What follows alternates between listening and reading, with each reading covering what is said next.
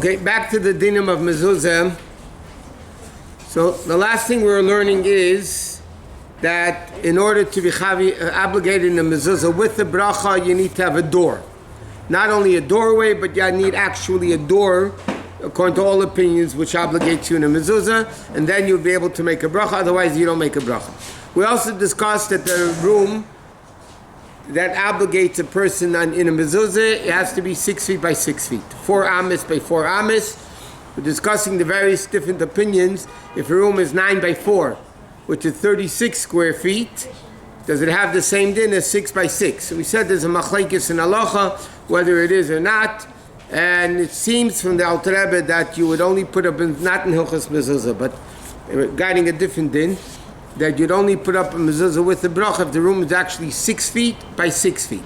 So if a room would be 9 by 4, you'd put up without a bracha. What? What's the difference between required to say a bracha and not saying a bracha? If it does not require bracha, why do we put it on? Well, the reason is like this. There are opinions that say it needs a mezuzah. There are opinions that say it doesn't need a mezuzah.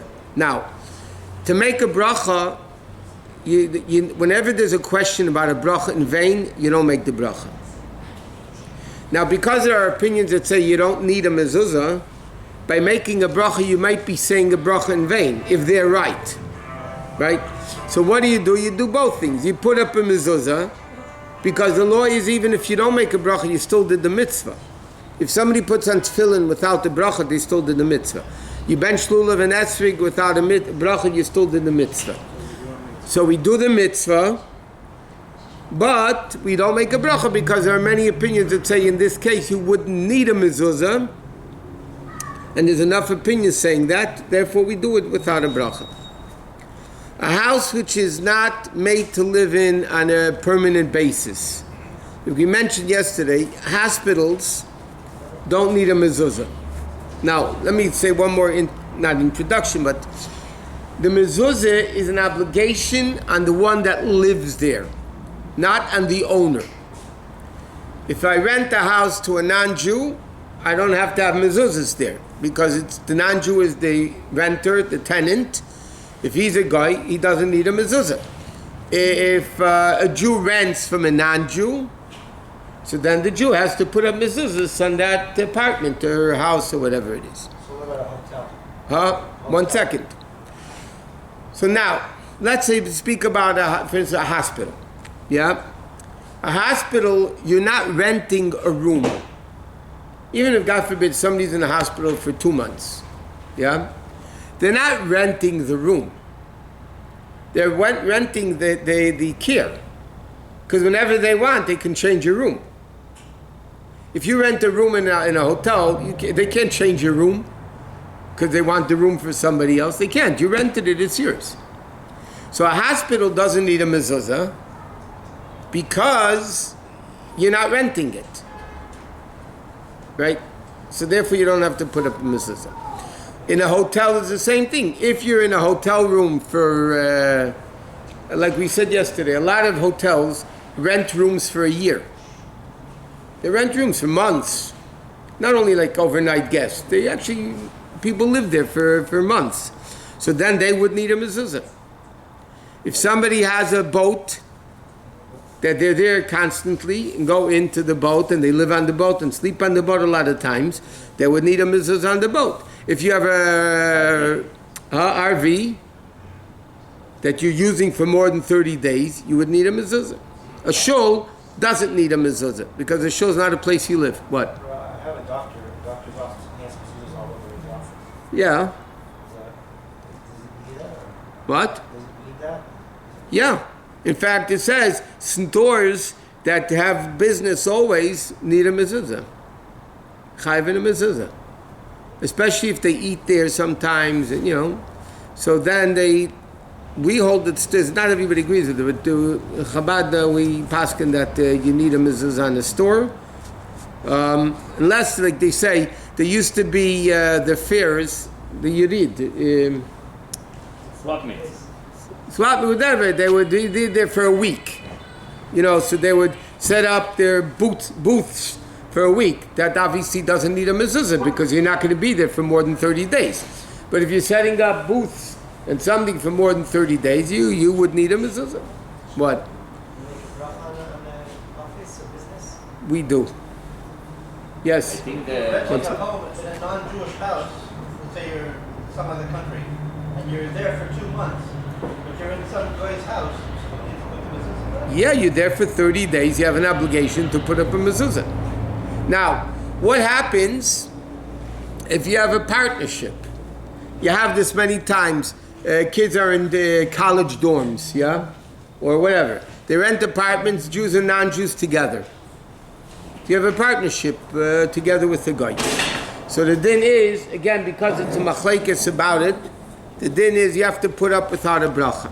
Now, let's say a Jew and a non-Jew are renting an apartment. Each one has their own room. Let's say. Then, on the Jew's room, he would have to make a bracha on his mezuzah because it's his room. On the rest of the apartment, which is joint, communal usage, then you, because there's an argument, the din is you put up without a bracha. How about for an apartment building, the entrance to an apartment building? That you have one unit and let's say another 4 or 5 Jewish tenants. So you have to, because it's a partnership, you have to put up a mezuzah without a bracha. And the front door of the apartment, because every, why do you need, if anything, from the owner you have to ask, why do you need permission from the, yeah. Okay, now, places that are not respectable places, let's say bathhouses, bathrooms, things like that. All those types of things don't need a mezuzah.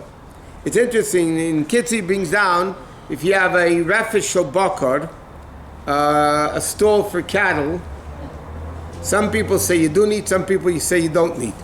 It's interesting, when the previous Rebbe was taken into prison, your Beis Thomas story, so one time the interviewers, the Russian mafia, the Jewish Russian, so they said to him, do you know where you are now? Do you know where you are now? He said, yeah, I'm in a place that doesn't need a mezuzah like an animal stall. That's what he said to the Russians. He said, I'm in a room that doesn't need a mezuzah just like a barn of an animal. He basically called them a bunch of animals. And now, why he did it, you have to ask him. It's hard to ask him now unless we talk to dead people. But he did it because he said it. But the mashal mikveh doesn't need, a bathhouse doesn't need, a bathroom doesn't need. So sometimes you have a question, sometimes you have, let's say in a master bedroom, you have a master bathroom. So sometimes you can have, like there's a door into the bathroom, but it doesn't go straight into the bathroom. There's a closet and there's this and there's that. So it depends on the situation. A lot of times, because it's all considered bathroom, that whole thing might be considered bathroom. You might not need a mezuzah at all, in any of them. So it depends how the room is set up. If it's all leading into the bathroom, then none of the doors would need. Even though it just has a sink or two in the powder room? Yeah, but it's made as part of the bathroom, so it's not a place of covered and so on. Now, next thing is like this. What happens if you have a horizontal door? If you don't live in New York, you don't know what I'm talking about. Outside the stores in New York, they have a cellar that the doors, it's outside the store, you open them up this way. Now the doors are laying on the floor, on the ground, and you pick up the doors to the basement. to go to the cellar. And then it's New York is called the cellar. Or some people have a trap door in their house. They go down to the boiler room.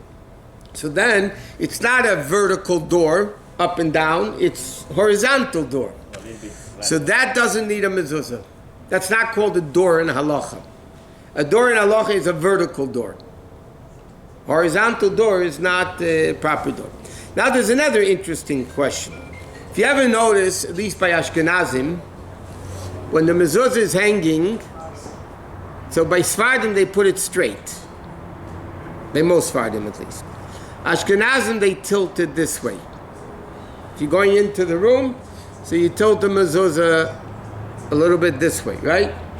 Why do you tilt it this way? And why do the Sephardim keep it up? So the answer is very simple. There's a machlekes in the argument in the Rishonim. If a mezuzah, the Torah doesn't say how mezuzah should go. So put it on your doorpost, right? Now the question: do you put it upright, or do you put it vertical or horizontal? There are opinions that you put a mezuzah horizontal. Some opinions say you put it vertical. So the Sephardim L'mashal paskin that you put it vertical. So therefore they put up the mezuzah straight, vertical. By Ashkenazim, they do a compromise. They do it this way. So then it really neither opinion. For lapel, you're doing it straight, like those opinions, doing a little bit horizontal, like those opinions, but the meaning is only to tilt it a little bit. You don't tilt it like, a lot. You just tilt it a little bit, but the tilt has to be going into the direction of the room, not the opposite way. If you put it the opposite way, it's no good, because that shows that you're going out of the door, not in the door. Top of the mezuzah is where you're going into, just the way it looks, right? If this is the way the mezuzah is, this is the door, and the mezuzah is going this way, right? That means I'm going into the room. If the mezuzah goes this way, then it means I'm going out of the room. But then the mezuzah is not correct. The mezuzah has to be on the right side, going into the room. I heard once it's going according to the Torah, the Sefer Torah standing, and we have it like this. Nothing to do with it. The whole thing is to comply with the pasuk. Baruch atah beboecha, baruch atah betzetecha. The kiflayim b'tzeisecha. Not flying. Kiflayim. Yeah. Double. You're welcome when you come, and you're welcome double when you leave. Okay. Next. Okay, what happens? This happens a lot. Let's say you're in a building, and you leased it out, and now and you leased it to goyim. So you don't need mezuzahs on the building because you're not living there. The goyim are living there, so they're not obligated mezuzahs, so you don't need a mezuzah there. But what happens if the goyim move out, and now it's your building? So it says in Sfarim for Shmira, for protection, you need to put up mezuzahs there without a bracha. Even if you don't know. Even if you're not living there, but you need the mezuzah guard you. Now, what happens if you have an apartment? This is very common, especially in the religious neighborhoods. You have an apartment, you're moving out, and a Jew is moving in. Huh? So the Halachos says you have to leave the mezuzahs, but you can make them pay for them. They have to pay for them, but you have to leave the mezuzahs. Now, what happens if I have $180 mezuzahs, and I don't want to leave those mezuzahs on the door? I want to put up a kosher $35 mezuzah. So the din is, as long as you're putting up a kosher mezuzah, doesn't have to be mahudar, beautiful, gorgeous. As long as it's a kosher mezuzah, you're allowed to change the expensive mezuzahs for cheaper mezuzahs, leave them on the door, and charge the person for them. What happens, the person says, you know what, I don't need your mezuzahs, take them down, I have my own, then you can take them down. Another time that you need to do, another way is also very common. You're moving out an apartment, and before the new Jew tenant moves in, they're going to paint. Yeah, they're going to paint the apartment. So then, as a rule, you don't have Yidden painting. The non-Jews are the ones that are, right, the ones that are painting. So then you're allowed to take down the mezuzahs. Why? Because either the goyim will take them down and throw them out, or they're going to paint over it.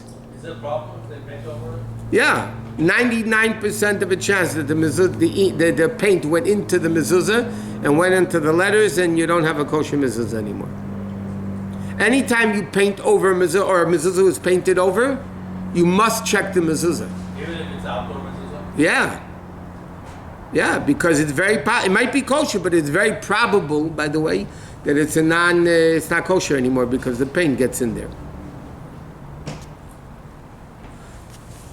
Okay,